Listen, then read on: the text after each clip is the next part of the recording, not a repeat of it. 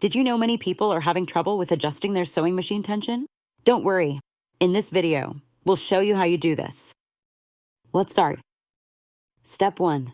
Check tension. Begin by examining the current tension setting, which should usually be around 5. Step 2. Identify issues. Identify stitch issues. If loops appear on the fabric's top, decrease tension.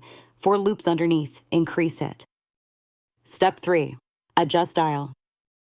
Adjust the tension dial, lower numbers for less tension, higher for more, and test the changes on fabric. Step 4. Adjust bobbin. Modify bobbin tension by slightly turning its screw right to tighten or left to loosen. Step 5. Test seam. Sew a test seam on scrap fabric to ensure balanced stitches without loops on either side. By following these steps, you should now be able to adjust the sewing machine tension properly. Still need help? Visit our website for the complete manual. There you will also find questions and answers from other Brother users. Did you find this video helpful?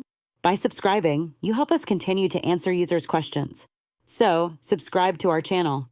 Thanks for watching and see you in the next video.